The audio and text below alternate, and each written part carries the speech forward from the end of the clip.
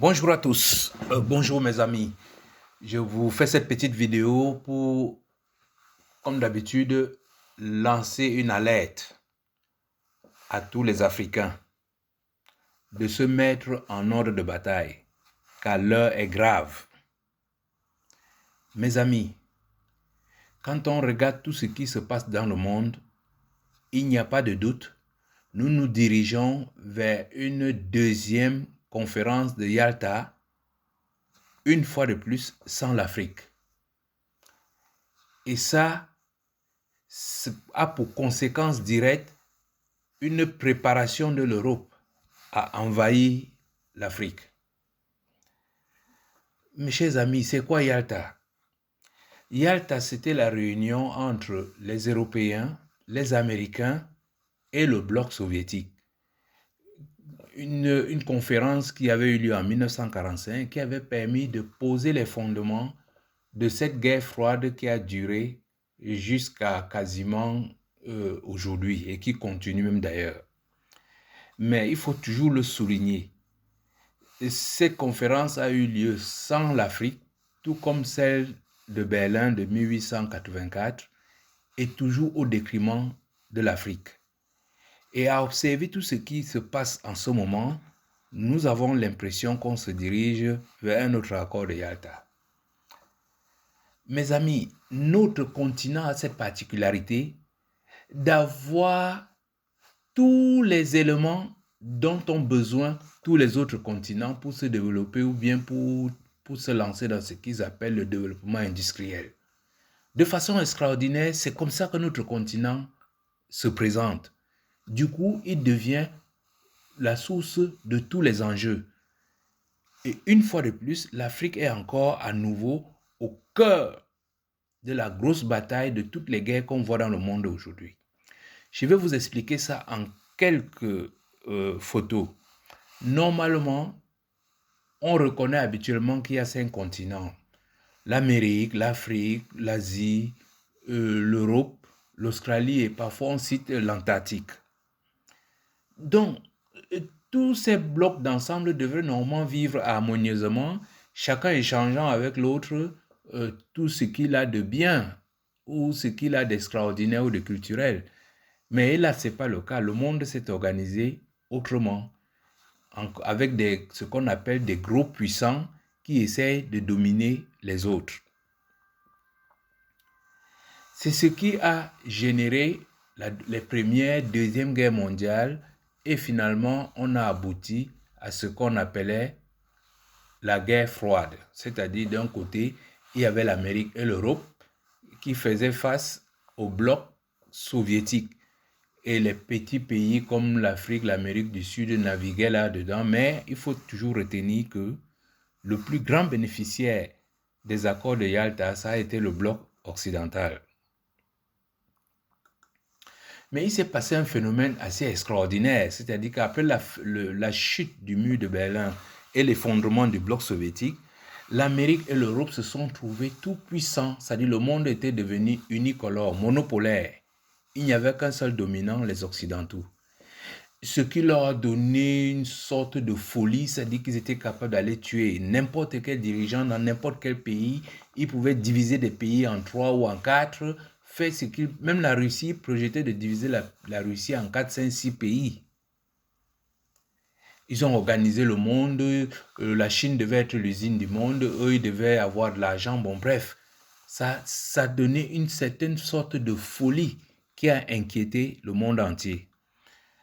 Et comme d'habitude, quand les gens sont inquiets, ils se mettent au travail. Les Chinois se sont remis au travail. Poutine a repris la Russie, a remis la Russie debout et ont commencé à tisser un réseau d'influence pour contrecarrer ce réseau d'influence occidentale qui faisait beaucoup de mal et qui faisait peur à tout le monde. Je vous dis, aucun président ne pouvait dormir sur ses deux oreilles. Du jour au lendemain, ces gens pouvaient débarquer, on vous arrête, on vous accuse de n'importe quel mot, on vous tue, on vous coupe les oreilles, on vous coupe le cou, on vous met une balle dans la tête, on vous jette dans la rue. C'était effrayant. Mais depuis, c'est en train de s'équilibrer. Comme je vous ai dit, grâce à la montée de la Chine, grâce à la montée de la Russie et grâce à la montée de l'Inde. Et c'est à ce moment que les Occidentaux se sont ressaisis en se disant, au rythme où vont les choses, compte tenu du potentiel qu'ont ces pays asiatiques, nous ne serons plus rien demain. Mais nous avons encore une chance. C'est que le continent qui détient tous les éléments dont ont besoin les autres est à notre portée. C'est l'Afrique. Il nous faut donc occuper l'Afrique. C'est à ce moment que les Américains ont décidé de créer ce qu'ils appelaient l'Africa Corps. Le but de l'Africa Corps, c'était d'occuper l'Afrique.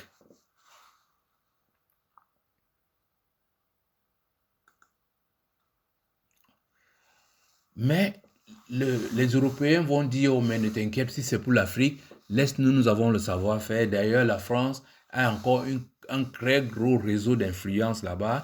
On va d'abord l'envoyer assouplir le ventre mou et on va intervenir après.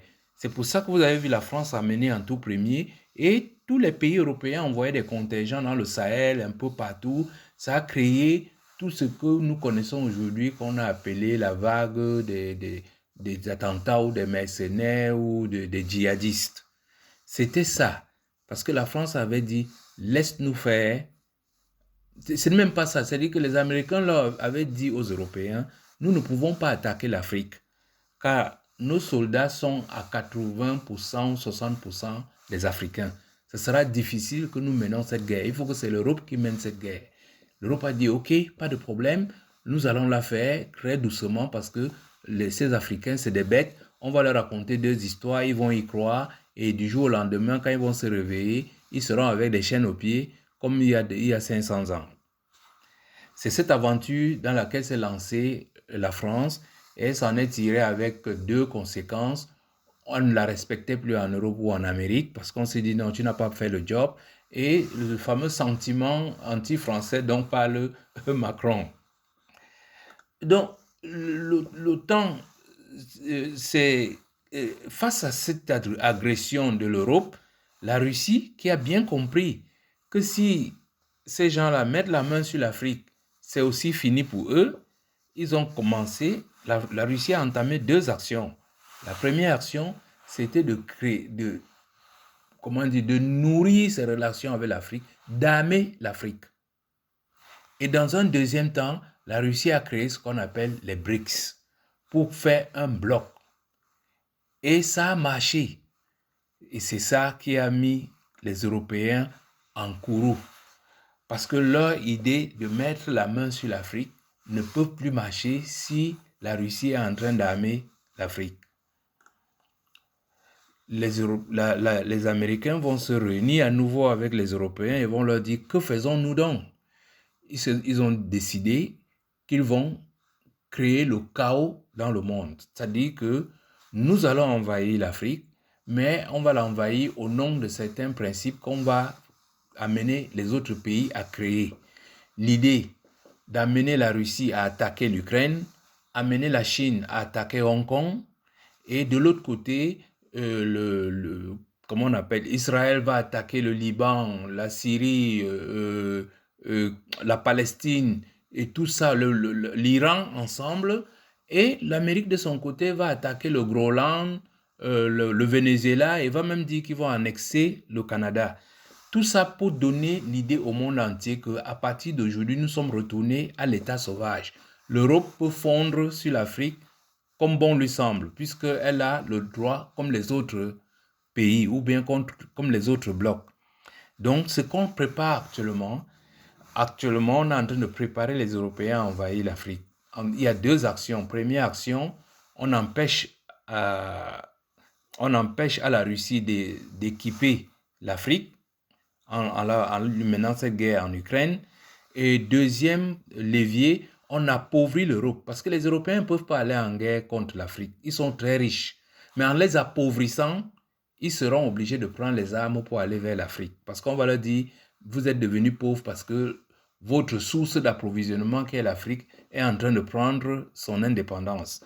Donc c'est un élément motivateur pour envoyer les Européens vers l'Afrique. Mais il s'est passé quelque chose entre-temps. Pendant ce mois de septembre, il y a eu le sommet, je crois que c'est l'OCS ou l'ACS en Asie, en Chine. Donc, ce sommet ne réunit que les pays asiatiques. Si vous n'êtes pas un pays asiatique, vous ne pouvez pas faire partie. Et au cours de ce sommet, on a vu 3 pays, l'Inde, la Chine et l'URSS, c'est à peu près 2/3 de la population mondiale, faire face aux Occidentaux, montrer qu'ils sont un bloc. On retrouve donc un bloc qui est très semblable à celui du bloc soviétique. Deuxième événement qu'on a vu, c'était l'anniversaire des 80 ans de la libération de la Chine, de l'impérialisme. La Chine a fait une démonstration de force qui a fait flipper les Occidentaux. Ce qui permet au monde aujourd'hui de dire, enfin les géopoliticiens de dire, il y a effectivement à nouveau 2 blocs très puissants qui se font face. Le bloc asiatique, parce que les BRICS et tout ça, c'est un peu pour mêler tout le monde, mais le vrai bloc qu'il y a là, c'est le bloc asiatique et le bloc occidental, et le bloc américain, au milieu, l'Europe. C'est ça qui nous a fait penser à Yalta, en se disant, on se dirige, parce qu'à chaque fois que les blocs se forment, on se dirige vers une situation très semblable à ce qui s'était passé en 1945.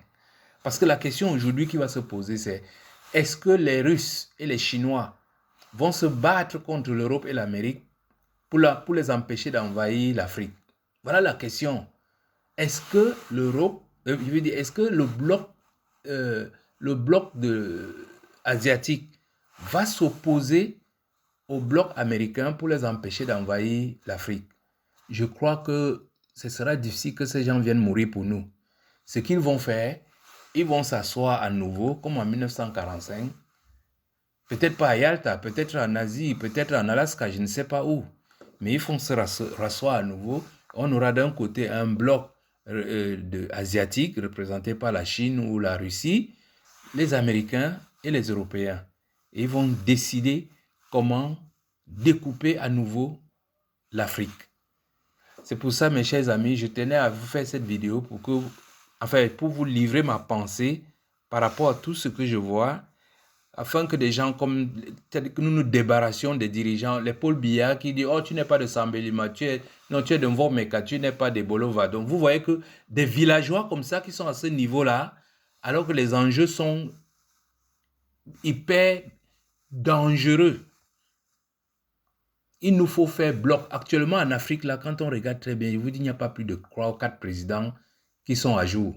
Parmi lesquels il y a Goïta, Traoré et Tiani. Tout le reste sont dans ce petit jeu face à cette bourrasque qui risque de nous emporter tous. En tout cas, voilà mon idée par rapport à la situation qui se présente actuellement dans le monde. Pensez-y. Si vous avez quelque chose à dire, mettez-nous votre remarque dans les commentaires. Ça va nous permettre de mieux développer cet aspect de la géopolitique du monde. Merci de m'avoir écouté et à bientôt. Partagez s'il vous plaît.